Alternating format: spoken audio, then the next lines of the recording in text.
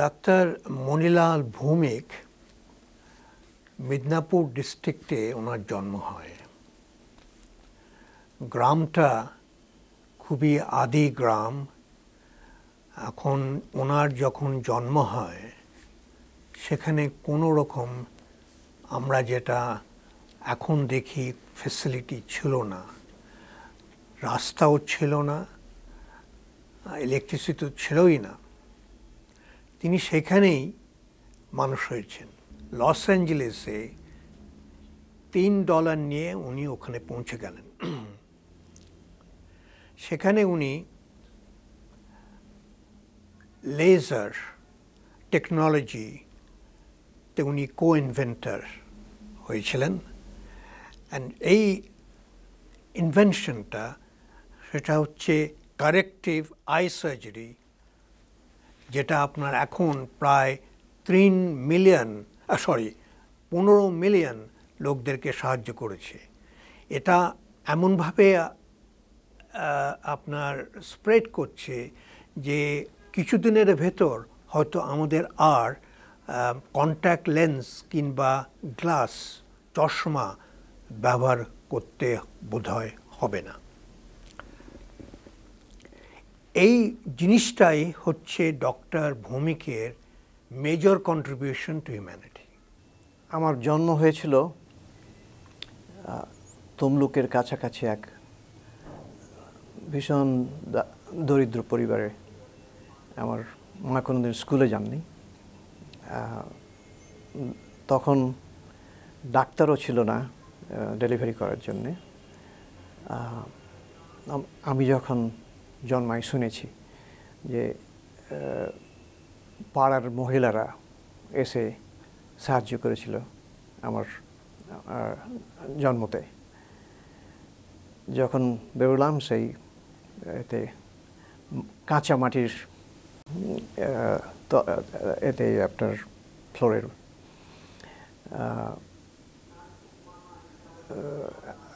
সন্ধ্যে মতো এরকম সন্ধ্যের মতো সেই সময়তে আমার জন্ম হয়েছিল 1931 সালে 30শে মার্চ 7টা-8টা এরকম সন্ধ্যের সময়। আমার মার নাম ললিতা, বাবার নাম গুণধর ভৌমিক। তিনি ছিলেন স্বাধীনতা সংগ্রামী। বাবার কথা খুব মনে নেই, কেননা ছোটোবেলায় সবসময় তিনি এসকন্ডিং ফ্রম দ্য পুলিশ। সো আমার ঠাকুমাই আমাকে বড় করেছিলেন। কিন্তু একটা মজার কথা বলি যে আমার যখন জন্ম হয় তখন তো ওই এটা কাটতে হয়, কর্ডটা কাটতে হয়, কি বলে আম্বালিকাল কর্ড, বাংলাতে কি বলেন,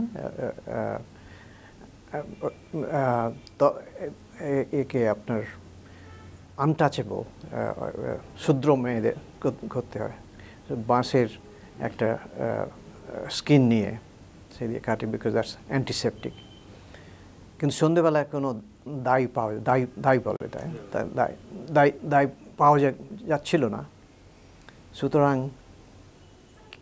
অন্য কেউ কাটতে চাইছে না, কাটতে পারে না, সেটা আমাদের ঐতিহ্য যে অন্য কেউ কাটবে না। সুতরাং মাকে সারা রাত্রির সোজা হয়ে বসে থাকতে হয়েছিল। যতক্ষণ নাড়ি কাটা হচ্ছে ততক্ষণ তাকে বাইরে শুতে দেবে না। তাতে আমার মার ইউটেরাস ওয়াজ ডিসপ্লেসড। সুতরাং তারপরে আমার 10 বছর কোনো ভাই বোন হয়নি তার জন্যে।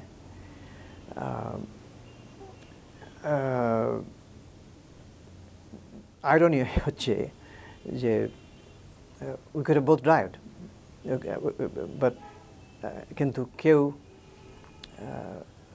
সেটা ইনিশিয়েটিভ নিল না যেটা কাটা হোক। কেন সেই সকাল হতে যখন ধাই পাওয়া গেল তখন সেটাকে কাটা হলো। সো এটা একটা গ্রামে সবসময় হয় প্রবাহ, আপনাদের শহরে তো জানেন না এটা, কিন্তু এরকম হয় সেরকম। সো আমি যখন ছোট ছিলাম তখন আমার ঠাকুরমাই অ্যাকচুয়ালি মানুষ করেছিলেন। উনি আমার মাকে বলতেন যে বাবা ছিলেন তো বাইরে থাকতেন এর জন্য আপনার স্বাধীনতা সংগ্রামের জন্যে। তাছাড়া উনি টিচার ছিলেন এক সময়তে। সেই জন্য বাড়িতে খুব বেশি আসতেন না। আর আমার ঠাকুমা বলতেন মাকে, তুমি যদি এক সন্তান না আনো তাহলে তোমার বিয়ে ঠিক ছাড়িয়ে দিতে হবে। ইউনো ভিলেজে এরকম হয়তো এরকম। সো শি ইউজ টু গরুর গলায় জড়িয়ে বলতে, তোমার যদি ছেলে হয় আমার কেন হবে না, আমার বিবাহ নষ্ট হয়ে যাবে যদি না হয়। সো আই গেস আমরা যদিও খুব দারিদ্র ছিল, কিন্তু ভালোবাসার মধ্যে জন্ম হয়েছিল। আমার যখন মনে হয় ছোটকালের কথা, সেই ঠাকুমার ভালোবাসা যেটা পেয়েছিলাম সেটাই সবসময় মনে হয়। সেরকম পাওয়া খুবই অসম্ভব মনে হয় আমার কাছে। কেননা আমাদের 1942-এর মন্বন্ত শুনেছিলেন কি? তাতে কতজন মারা যায়, কতজন লোক মারা যায় জানেন?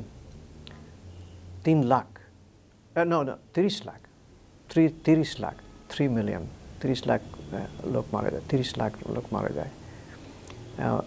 তখন আমার ঠাকুমা যেটুকু কাজ, যেটুকু খাওয়া পড়া আর খাওয়ার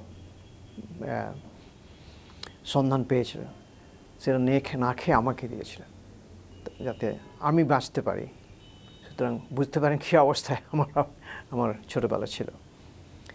যখন বুঝলাম যে এরকম ভালোবাসা মানুষকে তাদের নিজের জীবনকে দিয়ে দিতে পারে, সেটা যখন জানতে পারলাম তখন ভাবলাম, আমি একটা ভাও নিলাম যে আমি জীবনে আর কখনো গরিব থাকব না। একেবারে দৃঢ়তা নিয়ে চলব, দরিদ্র ছাড়াতেই হবে। কিন্তু বলা সহজ, গরিব দরিদ্র ছাড়ানো যায় দেশে। একমাত্র ছিল এডুকেশন, শিক্ষার মধ্যে দিয়ে সেটাকে ছাড়ানো যেতে পারে। তারপরে সেই সময় মাতঙ্গিনী হাজরাও ছিলেন আমাদের ওখানে পাশের বাড়িতে। উনি এসে আমাকে খাওয়াতেন ভালো এবং উৎসাহ দিতেন।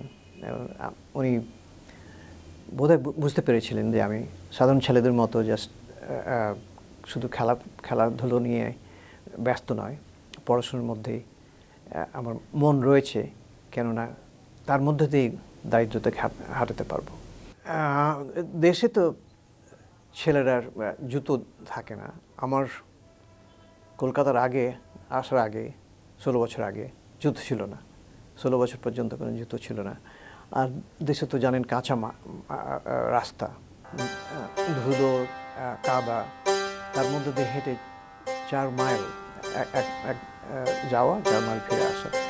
সকালে উঠে গরু নিয়ে যেতাম এতে খেতে, তারপরে ফিরে এসে কিছু পড়াশুনো করে তারপরে স্নান করে খাওয়া দাওয়া করে স্কুলে যেতাম। আর তারপর ফিরে এসে আবার গুরুদের ফিরে আনা, তারপরে সন্ধ্যেবেলা হারিকেন ল্যাম্পের সামনে যতক্ষণ পর্যন্ত সবাই শুয়ে পড়েছে আমি তখনও পড়ে যাচ্ছি। সুতরাং ছাত্র হিসেবে আমি সবসময় টপ ফার্স্ট স্টুডেন্ট, কিন্তু সেটা কতটা আমার মেধা কতটা অ্যাকচুয়ালি হার্ড ওয়ার্ক সেটা বলা শক্ত। আমার মনে হয় 90% হার্ড ওয়ার্ক অ্যান্ড 10% মেধা হয়তো।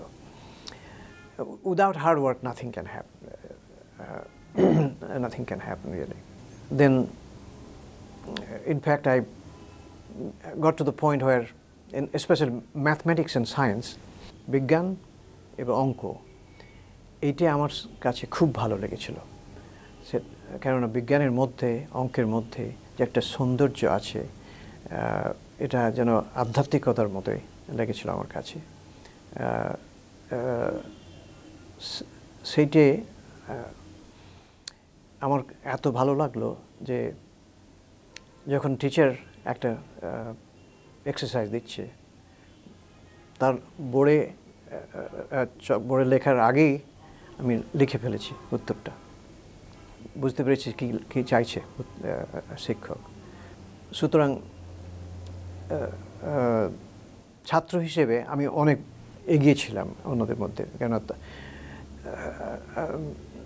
Mostly because I was just ahead, just focusing on that. So কিছুই বদলায়নি বিশেষ হয়তো দেশে এখনো, জানি না কলকাতায় অনেক বদলেছে, শহরে বদলেছে, কিন্তু দেশে এখনো বহু ছেলে জুতো না পরে চলছে। আমার মনে হয় এখন আমি যখন প্রথম ফিরে যাই, বিদেশ থেকে ফিরে যাই, তখন মনে হলো যে আমি এক পূর্বজন্মে এসে গেছি, অনেক পূর্বজন্মের মধ্যে এসে গেছি।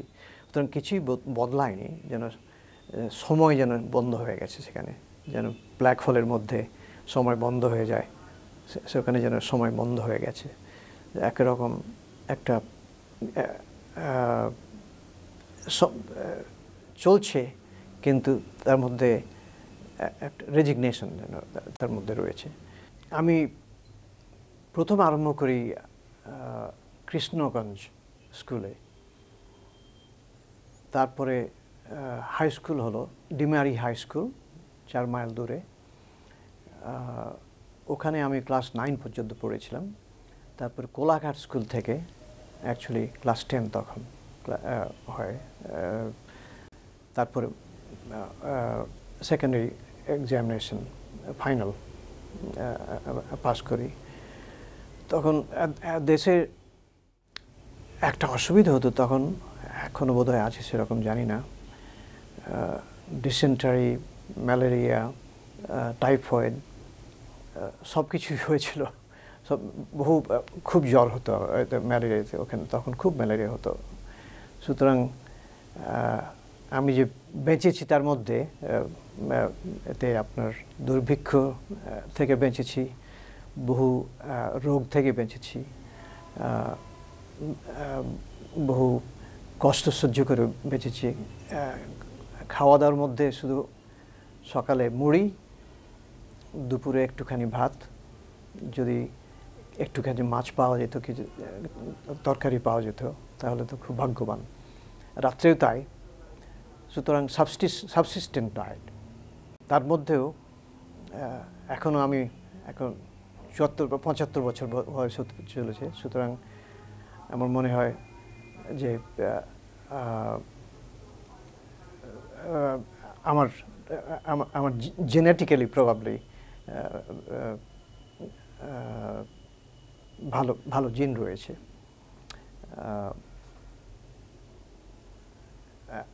আরেকটা কথা বলি আপনাদের, যখন স্কুলে পড়তাম তখন বই পাওয়া যেত না, কয়েকটা মাত্র বই রয়েছে। সুতরাং আমি বই ধার করে পড়াশোনা করতাম। আর অ্যাকচুয়ালি নতুন বই তো পাওয়াই যেত না। যদি কোনো বই পাওয়া যেত সেটা পুরনো বই, সেটাকে আমরা ভালো করে আবার বাঁধিয়ে সেটা সবার মধ্যে শেয়ার করে পড়াশোনা করতাম আমরা।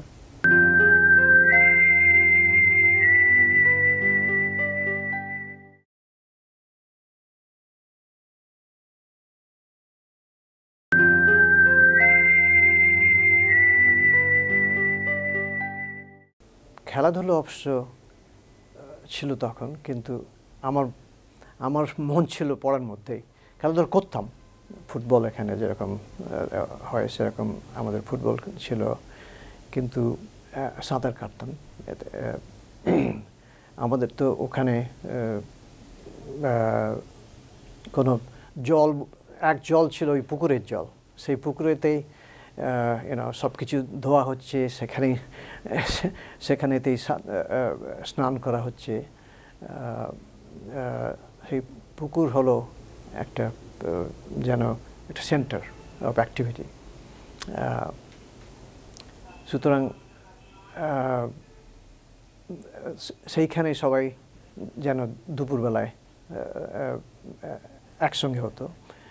আর একসঙ্গে হতো আমাদের আপনার ছোটোবেলায় দেখতাম যে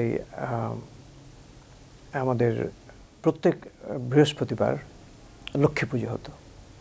আর সন্ধেবেলায় একটা তুলসীর গাছের সামনে একটা প্রদীপ জ্বালিয়ে শাঁখ বাজিয়ে সন্ধে আনা হতো।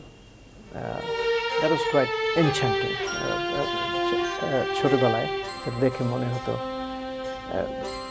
সেরিমনিজ, কিন্তু ওর মধ্যে থেকেও একটা আধ্যাত্মিকতার কথা মনে হতো যে এটা কেন করছে এরা, এটা নিশ্চয়ই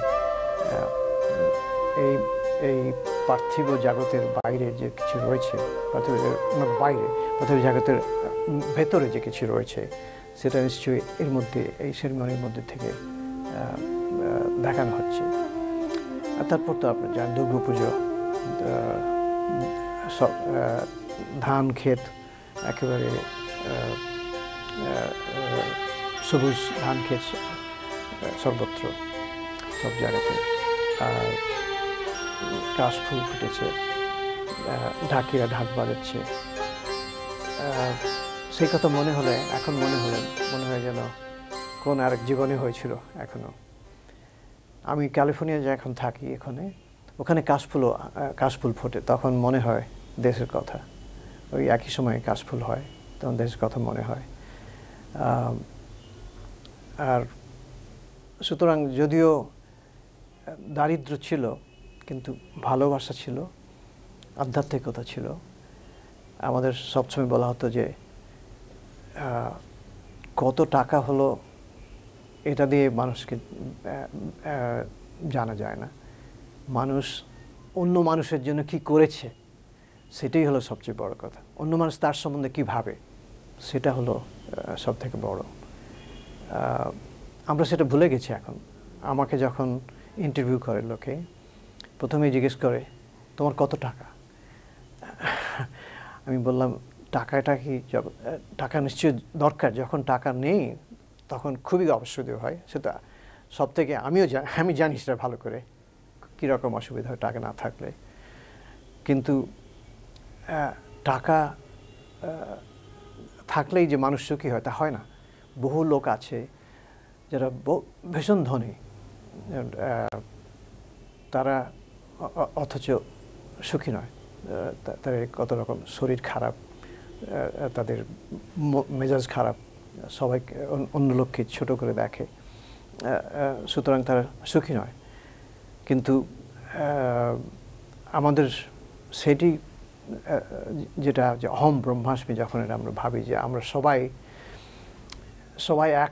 এক সূত্র থেকে এসেছি, সবাই আমরা একই সেই স্টার ডাস্ট থেকে তৈরি, আমরা সবাই মানুষ, সবাই ভাই বোন। সুতরাং কাউকে কোনো ছোট করে দেখা উচিত নয়। আমার বাবা তো স্বাধীনতা সংগ্রামের মধ্যে সবসময় থাকতেন, সেই জন্যে পুলিশ সবসময় আসতো বাড়িতে। তারা ভাবতো বাবা নিশ্চয়ই রাত্রিবেলা এসেছে, রাত্রে ঘেরাও করে বসে থাকতো। যখন সকাল হলো তখন এসে ভেতরে খুঁজতে আরম্ভ করব। আর যখন পেল না তখন তারা খুব ফ্রাস্ট্রেশন হয়ে আমাদের লাঠি দিয়ে মারামারি করতে, সেটা ছোটোবেলায় বুঝতে পারতাম না কেন করছে তারা। অবশ্য তারা বন্দুক নিয়ে আসতো, অবশ্য বন্দুক দেখে ভয় করতো তখন, কেননা আমরা জানতাম যে কাউকে এটা গুলি করে মারতে পারে তারা। কিন্তু সেই জন্যে আমি সুযোগ পেয়েছিলাম গান্ধীজি যখন এসেছিলেন ওখানে, ওনার ক্যাম্পে গিয়ে কিছুদিন থাকি, সেটা এখনো ভুলতে পারিনি, সেটা সারা জীবন মনের মধ্যেই রয়েছে। গান্ধীজি তো তখন আমাদের মধ্যে আইকন ছিলেন, তাকে সামনে দেখতে পারবো এটা কখনো ভাবতে পারিনি। কিন্তু যখন দেখলাম গান্ধীজিকে, আশ্চর্য হলাম যে মানুষটা সব একেবারে অত্যন্ত সেলফ ইফেসিভ, কোনো দিকে কোনো দিকে না তাকিয়ে সে তার কাজ করে যাচ্ছে। এমনভাবে কাজ করতে এত ডিসিপ্লিন যে কী কাজ করছে সেটা দেখে আপনি আপনার ঘড়িকে নিয়মিত করতে পারতেন।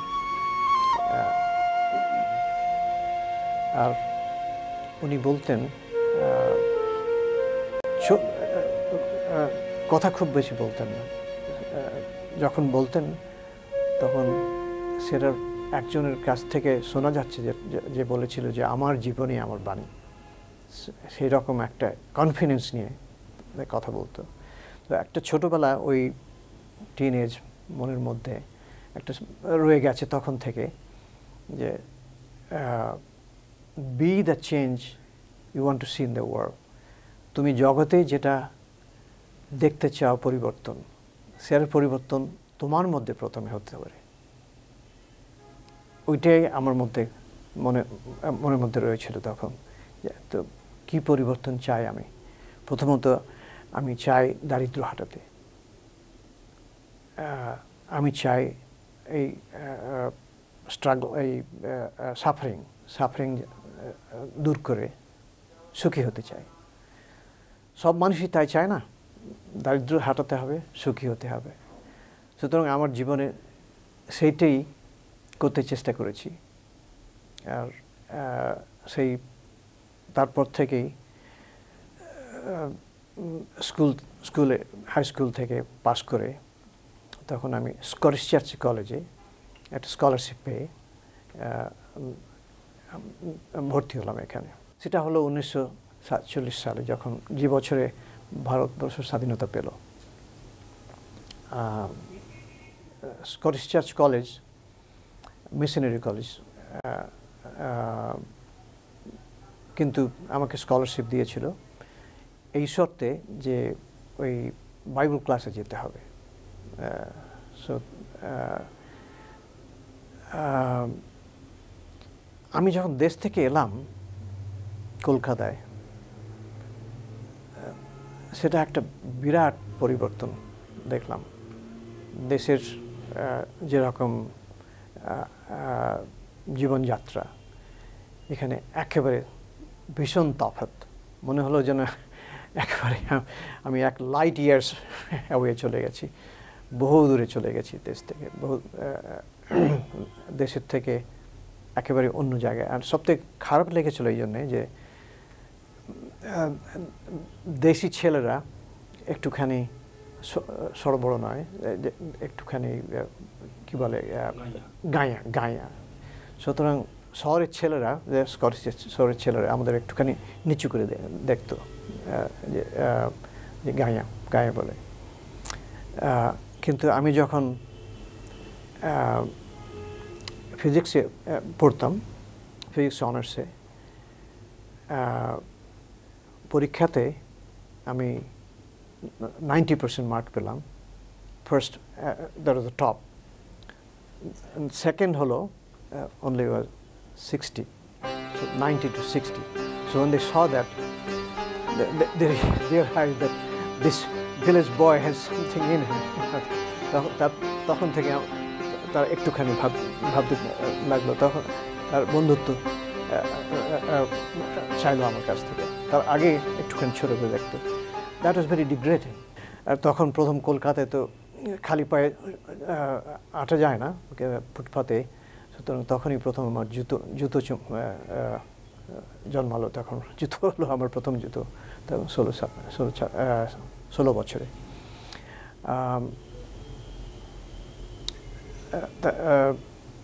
একটা ক্রাইসিস হলো তখন। আপনাকে যেমন বলেছিলাম আগে, যে দেশে গ্রামেতে বলা হতো যে আমরা ভগবানের অংশ, আমাদের সেইটি জানতে হবে। কিন্তু যখন স্কটিশ চার্চে বাইবেলের ক্লাসে গেলাম, তখন তারা বলতো যে মানুষের জন্ম পাপের মধ্যে, মানুষ ভগবানের সঙ্গে এক নয়। সেটা একদম আমার কাছে অত্যন্ত বাজে কথা মনে হলো। আমি ভাবলাম যে একজন ছোট শিশু, সে কিছু না করেও সে কী করে পাপী হতে পারে, সে কী করে পাপী হয়ে জন্মাবে। অন্যদিকে আমাদের যেটা ধারণা যে আমরা ভগবানের অংশ, সেটা আমার কাছে খুব ভালো লেগেছিল। Not because it was just কেমন করে একটা শিশু সে পাপী হয়ে জন্মাবে, এটা আমার খুব খারাপ লেগেছিল। সেটা খুব কষ্ট হয়েছিল। তখন একটা ক্রাইসিস হলো। তখন কী করে বাঁচালো আমাকে, সে হলো সায়েন্স, বিজ্ঞান আমাকে বাঁচালো। কেন বিজ্ঞানী দিয়ে দেখলাম, প্রথম আমার একটা মনের মধ্যে এলো যখন আইনস্টাইনের E=mc², যে সব কিছু একটা, যদিও এটা খুব সলিড মনে হচ্ছে, এটা অ্যাকচুয়ালি এর মধ্যে এনার্জি, এটা অ্যাবস্ট্রাক্ট সাবস্টেন্সের তৈরি। তখন মনে হলো যে everything is made of energy, then there has to be something different. It's just that this idea of sin, people born in sin, cannot be true. That was something that really was revolting in my mind. So I started, আমি আর Bible ক্লাসে যেতে ইচ্ছে ছিল না, ছেড়ে দিলাম বাইরে যেতে।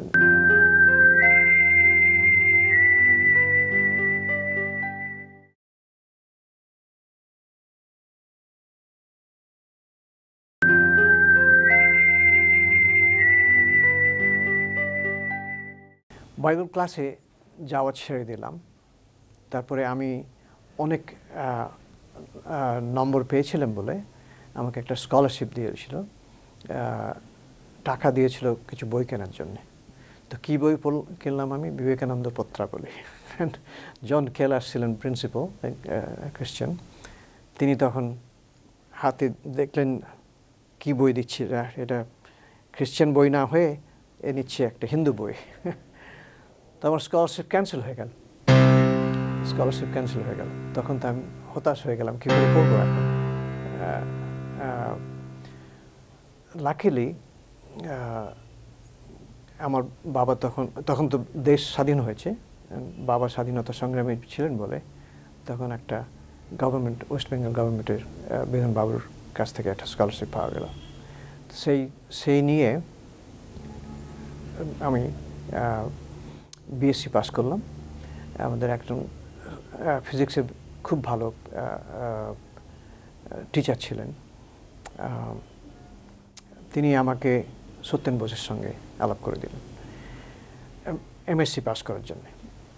সত্যেন বোসই আমাকে বিজ্ঞান শিখিয়েছিলেন। ওনার কাছে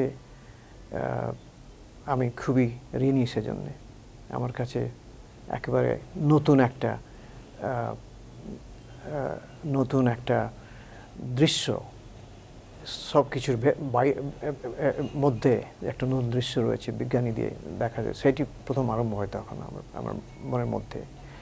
এবং তার থেকেই তখন ভাবতে আরম্ভ করলাম যে সব কিছুই এত দেখতে খুব অন্যরকম লাগছে, কিন্তু সব জিনিস যদি এনার্জি থেকেই তৈরি হয়, শক্তি থেকেই তৈরি হয়, সব জিনিস যদি শক্তি হয়, তাহলে সেইখান থেকে প্রথম আরম্ভ করা যায় ব্রহ্মার সন্ধান। সেই সময়তেই প্রথম আমার মনের মধ্যে আসে।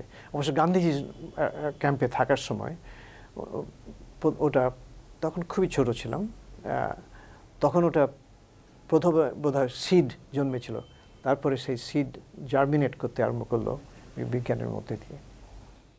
তারপরে এমএসসি পাস করলাম ওনার কাছে। তখন নেহেরু আরম্ভ করেছিলেন আইআইটি খড়গপুর, এমআইটির মডেলে, ইউএসএতে এমআইটির মডেলে আইআইটি খড়গপুর আরম্ভ করেছিলেন, এবং তখন একটা স্কলারশিপ পেলাম courtesy of the free government of India. তখনকার দিনে 300-400 টাকা মাসে, ভাবতেই পারতাম না। সুতরাং that was the first time I felt that I've achieved something. I've achieved some stability. But still, in the IIT in those days, ছাত্ররা আসতো বহু দূর, সর্বত্র সর্ব জায়গা থেকে। সুতরাং ওখানে অ্যাটমসফিয়ারটা ছিল কসমোপলিটন অ্যাটমসফিয়ার, এবং টিচাররাও ছিলেন Russian teacher, German teacher, American teacher, English teacher, England থেকে টিচার। তাদের মধ্যে কম্পিটিশন হতো কোন দেশকে এরা ভালোবাসবে। সুতরাং ওটা আর একটা পরিবর্তন হলো। দেশ থেকে এসে এখানে যখন পরিবর্তন হয়েছিল সেটা একটা বিরাট পরিবর্তন, কিন্তু এখান থেকে গিয়ে যখন ওখানে একটা কসমোপলিটন অ্যাটমসফিয়ারে গেলাম, সেটা একটা আরেকটা পরিবর্তন হলো।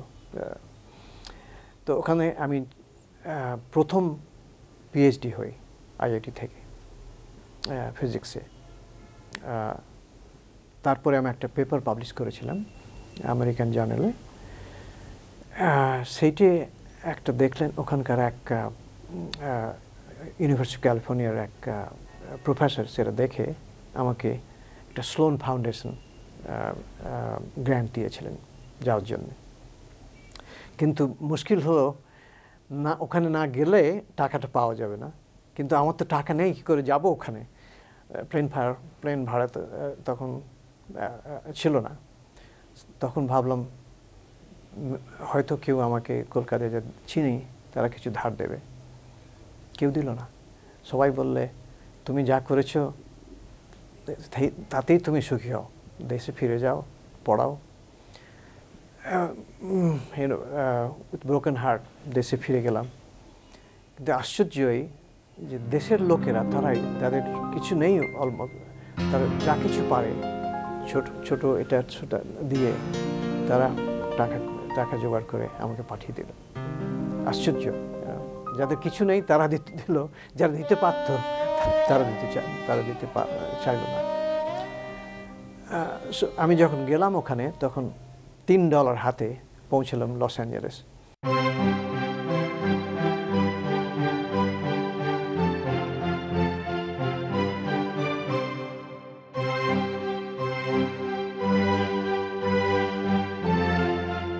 $1959 সালে আমি এখান থেকে গেলাম লস অ্যাঞ্জেলেসে শুধু $3 পকেটে নিয়ে।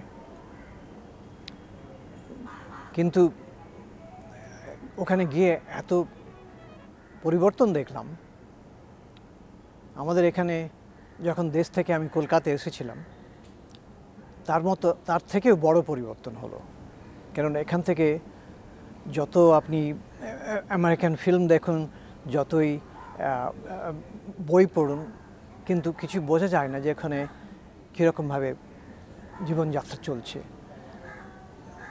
আমি ভাবলাম বোধহয় আমি মরে গেছি, স্বর্গে এসে পৌঁছেছি, land of milk and honey. কিন্তু সবথেকে দুটো জিনিস আমার খুব মনে লাগলো। একটা হলো যে মানুষকে কেউ নিচু দেখে না। আপনাকে আগে বলেছিলাম, এখানে যখন দেশ থেকে এলাম, সব দেশের ভূত ভেবেছিল আমাকে, একটু নিচু ছোট করে দেখতো।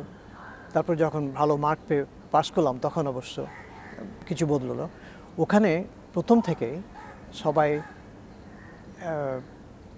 একেবারে ওপেন আর্মস দিয়ে আমাকে অভিনন্দন জানালো। আমি ভাবলাম এটা তো কখনো আমাদের দেশে আমি চাইতে পারতাম না। এখানে আশ্চর্য যে এখানে সবাই ইকুয়াল রাইটস।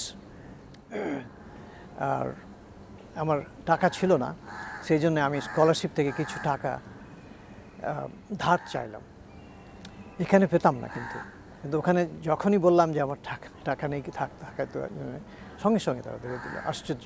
আমি ভাবলাম এর এর কি শেষ নাই? আরেকটা দেখলাম যে ওখানে আপনার যদি ক্ষমতা থাকে, যদি কাজ করার জন্যে আপনি রাজি থাকেন, তাহলে সমস্ত দরজা খুলে যায়। আপনি কুটিরে জন্মেছেন, অট্টালিকায় জন্মেছেন, তার কোনো পরিবর্তন, তার মধ্যে কোনো পরিবর্তন নাই। সুতরাং দেখলাম যে এখানে আমি যদি কিছু ভালো কাজ করতে পারি, তাহলে আমার জীবনের স্বপ্ন আমার পরিপূর্ণ হবে। তারপরে হঠাৎ লাকিলি লেজার এসে গেল, লেজার আবিষ্কার হলো। তখন অনেক সায়েন্টিস্ট তারা দরকার ছিল তাদের দেশে। সুতরাং আমার ভিসা বদলে আমাকে 4-5 বছরের জন্য থাকার জন্যে জেরক্স কর্পোরেশনের থেকে চাকরি পেলাম।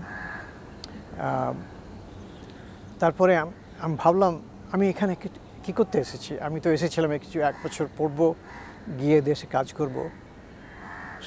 সুতরাং আমি চাকরি থেকে কিছু ছুটি নিয়ে এখানে এলাম, দেশে এলাম সায়েন্টিস্ট পুলে 1 বছরের জন্য। কিন্তু দেখলাম যে লেজার এতভাবে এগিয়ে যাচ্ছে কাজে, এখানে আমি কিছু করতে পারবো না। তখন 50 বছর আগে, 40 বছর আগে, এখন কিছু সুবিধা হয়েছে, কিন্তু তখন কিছুই বিশেষ ছিল না। সুতরাং 8 মাস এখানে থেকে 4 মাস ইউরোপে থেকে আমি ফিরে গেলাম আবার।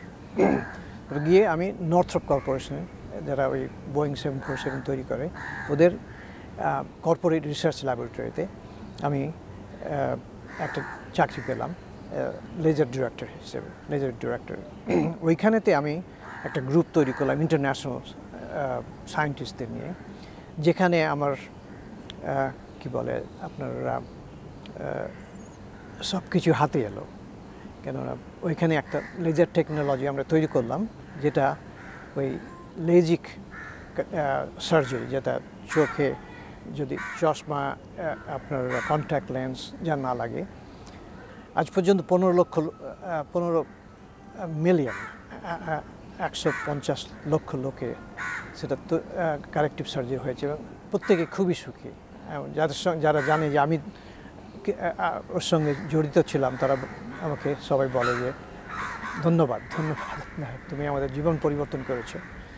আমারও জীবন পরিবর্তন হলো, কেননা আমি ওইটা আবিষ্কার করার জন্য আমি কোম্পানি থেকে কিছু স্টকস পেলাম। তো সেইটি দিয়ে আমি ইনভেস্টমেন্ট আরম্ভ করলাম। ওখানে land investments, stocks, bonds investments. তো আশ্চর্য, আমি যা কখনো ভাবিনি তার থেকেও কিছু অর্থ এলো হাতে।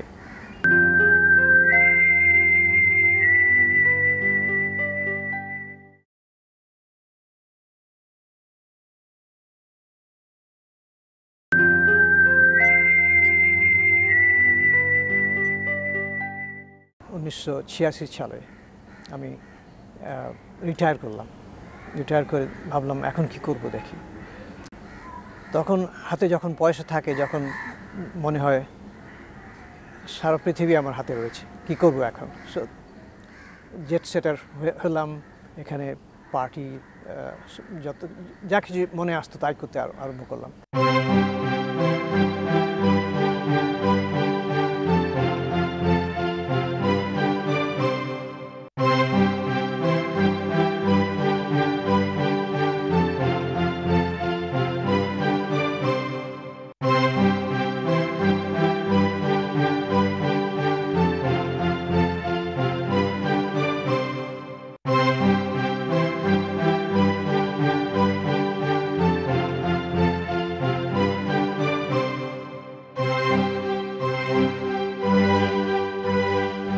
কিন্তু সেটা করেও আমার মনটা থেকে কিছু শান্তি পেলাম না। এক্সাইটমেন্ট পেলাম, কিন্তু শান্তি পেলাম না।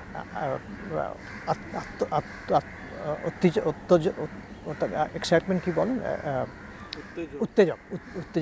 উত্তেজক, কিন্তু শান্তি পেলাম না। তখন আমি হয়তো ওই এক্সাইটমেন্ট থেকে গিয়ে নিজেকে নষ্ট করতে পারতাম, কিন্তু আমার ছোটোবেলার সেই আধ্যাত্মিকতা মনে পড়লো, আমার গান্ধীজির ক্যাম্পের কথা মনে পড়লো, আমি ভারতের আধ্যাত্মিক ঐশ্বর্যের কথা মনে পড়লো। তখন ভাবলাম যে বোধহয় আমার এইটি চাই। কিন্তু তখন আমি বিজ্ঞানী হয়েছি, বিজ্ঞান দিয়ে এটা কি, বিজ্ঞানীর চোখে এটা কি সম্ভব করা যায়, সেটাই এলো আমার প্রথম আমার মনে। তখন আমার টাকা পয়সার দরকার ছিল না, কেননা আমি ইনভেস্টমেন্ট থেকে আমার যে ইনকাম হয় তার থেকেই সেই টাকা দিয়ে আমার ভালোভাবে থাকতে পারি। তো আমি বহু বছর রিসার্চ করে, গবেষণা করে দেখলাম যে সত্যি, যদিও এটা অনেক বছর আগে হয়েছিল আমাদের দেশে, এবং 2000 বছরের থেকে যীশু খ্রিস্টের, তারপরে জুইশ এবং আপনার মুসলিম, সবার যারা করেছে সবাই ভেবেছে, সবাইয়ের মধ্যে একটা সূত্র যেটা রয়েছে, সেটা হলো যে সমস্ত কিছুই একই সূত্র থেকে আসছে, একই সোর্স থেকে আসছে। সেই আমাদের আদি ব্রহ্ম যে কনসেপ্টটা থেকে, সেই রকমই একই রকম কনসেপ্ট। সমস্ত ধর্মগুলো দেখলে মনে হয় যেন তারা ডিফারেন্ট, কিন্তু আসলে একই। যদি সব কিছু খুলে ফেলেন, ভেতরে রয়েছে একই জিনিস, যে সব কিছু আসছে একই থেকে, যাকে বলা হয় গড, ভগবান। সেই জন্য আমি একটা বই লিখলাম, কোড নেম গড। একই সূত্র, একই সোর্স, সেই থেকেই সমস্ত এসে তাকে বিভিন্ন লোক বিভিন্ন ভাষায় বলছে, বিভিন্ন কথায় বলছে, যেন কোড দিয়ে, একরকম কোড নামে। সো এই বইটা এখন আমার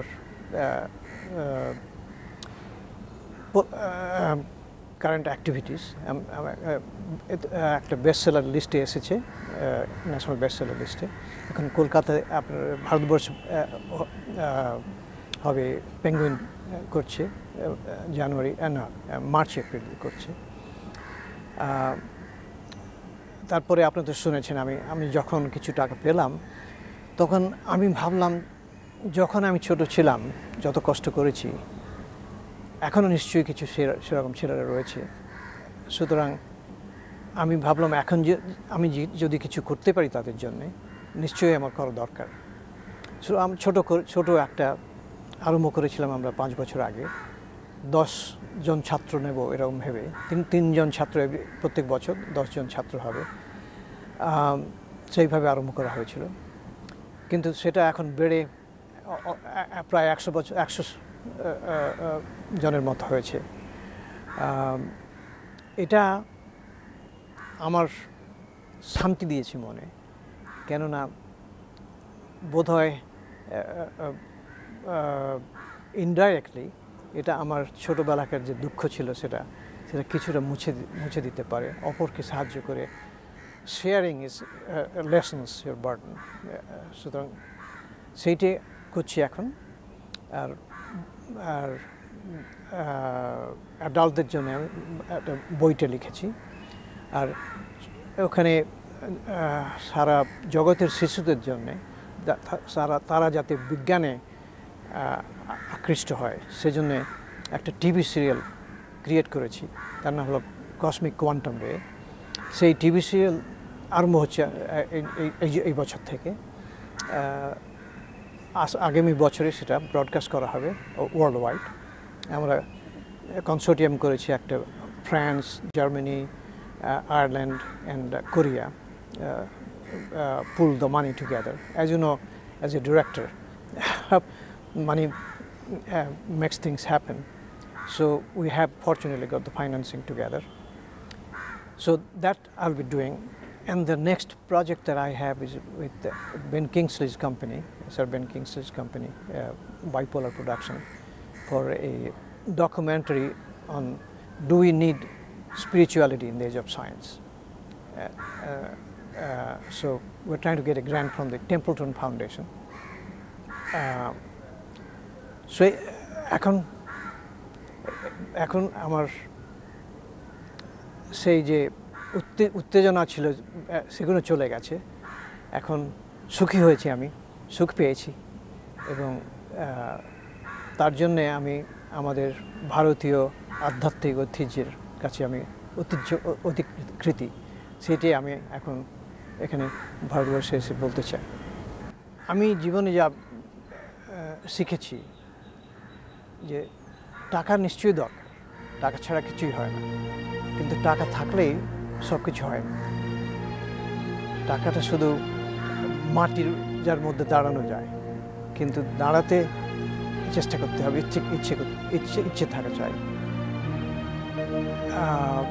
সুখ আসলে বাইরে থেকে আসতে পারে না, সুখ আসে মনের মধ্যে থেকে। Happiness is a inside job. আমরা সুখী হতে হলে আমাদের মনের মধ্যেই যেতে হবে। শুধু বাইরে অন্য কেউ আমাকে সুখী করবে সেটা ভাবলে সুখ আসবে না। সুখ আসবে মনের মধ্যে গিয়ে, নিজের সঙ্গে যেখানে ভগবান রয়েছে আমাদের মধ্যে, সেই ভগবানকে খুঁজে পেতে হবে নিজের মধ্যে, এবং সেই ভগবানের সঙ্গে যোগাযোগ হলে তখনই মনের শান্তি আসে। এটা আমাদের ভারতবর্ষের ঐতিহ্য। এটা আমি বিজ্ঞানীভাবে সেটাও দেখতে পাচ্ছি। এটা আশ্চর্য হয় অনেকে শুনে যে বিজ্ঞান এবং আধ্যাত্মিকতা মেশে না, যেন জল আর তেল মেশে না, সেরকম মনে হয়। তো আমি দেখছি যে দুটোই দরকার। দুটো আমাদের স্বাস্থ্য রয়েছে, আমাদের মন রয়েছে, দুটোকেই পুরো করতে হবে। স্বাস্থ্যের জন্য চাই আমাদের ম্যাটেরিয়াল, এবং মনের জন্য চাই আধ্যাত্মিকতা, দুটোই চাই। সুতরাং কেউ যদি একটাকে ছেড়ে আরেকটাতে যায় সেটা ঠিক নয়। আমাদের এখানে অনেক লোক ভাবে যে আমি এতে হিমালয়ে যাব, সেখানে সব কিছু ছেড়ে দেব। আমি তাতে বিশ্বাস করি না। কেন, লাইফ ইজ লিভিং। জীবন হচ্ছে বাঁচবার জন্য। আমরা বাঁচবো আধ্যাত্মিকতার জন্য নয়, আধ্যাত্মিকতা চাই বাঁচবার জন্য, উল্টোটা নয়। সুতরাং আমাদের দুইটাই চাই। আমাদের চাই ঐশ্বর্য, চাই আধ্যাত্মিকতা। দুটোকে মেলাতে হবে, তবেই সুখী হওয়া যায়। কোনো একটাকে ছেড়ে আরেকটাকে যদি যায় সেটা এক্সট্রিম, তাতে আমাদের সুখ আসবে না।